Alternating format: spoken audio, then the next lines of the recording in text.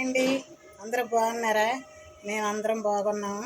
మీరు మరీ బాగుండాలని దేవుణ్ణి సదా ప్రార్థిస్తాను. ఇవ్వండి చూడండి, మాది మందారం చెట్టు వేసామండి. ఇదో మందారం చెట్టు, రేకు మందారం, ఎర్ర రేకు మందారం. ఇది చిన్న లక్ష్మీదేవికి ఇష్టమని ఇది ఒక మందారం అండి. ఈ మందారం తర్వాత ఏమో ఇది కనకాంబరం అనేసి వేరే కనకాంబరం అండి, వాడ కనకాంబరం అనేసి అది అనమాట.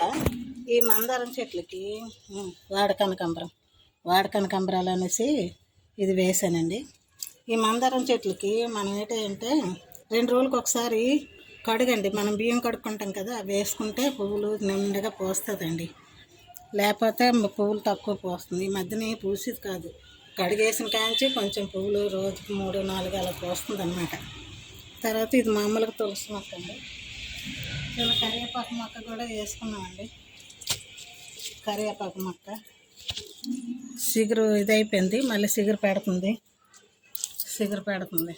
కరివేపాకు మొక్క అండి. ఇది నారాయణమూర్తి చెట్టు అండి. ఇది నీళ్ళు మా ఆయన వేయడం మానేశారు, ఒళ్ళిపోయింది. నీళ్ళు వేస్తే చక్కగా విష్ణు పువ్వులు పోస్తుందండి. ఇలాగ ఎన్నెలు వేసి మంచిది అనమాట. నీళ్ళు వేస్తాను, మళ్ళీ పూసాక మీకు చూపిస్తాను. ఇది ఏమో తిప్పతివ్వండి. తిప్పతివ్వంటే మీకు తెలియదు కదా, పల్లెటూరులో అంట ఉంటుంది తిప్పతివ్వ అనమాట. ఇది అన్నిటికీ మంచిదండి. పిల్లలకి చేతులు పట్టడానికి, తర్వాత ఇంట్లోని దిష్టి గుణానికి, అన్నిటికీ తిప్పతివ్వండి. ఇది ఇంట్లోనే కట్టుకోవాలి, లేదంటే మన దీంట్లోనూ మెడలోని కానీ చేతికి కానీ తాయిత్తులో పెట్టి కట్టుకునేది ఏరండి. ఇది తిప్పతివ్వేరని.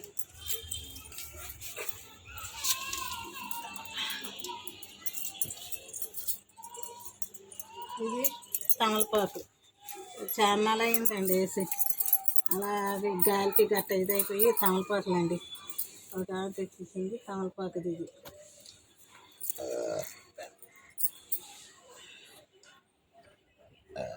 ఇది మారేడు వృక్షం అండి.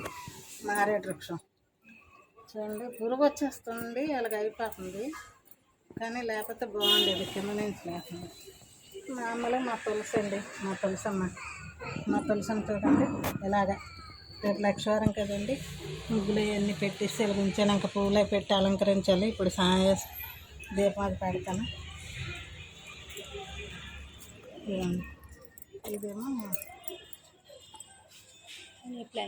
మనీ ప్లాంట్ అండి. అంతేనండి మా మొక్కలు.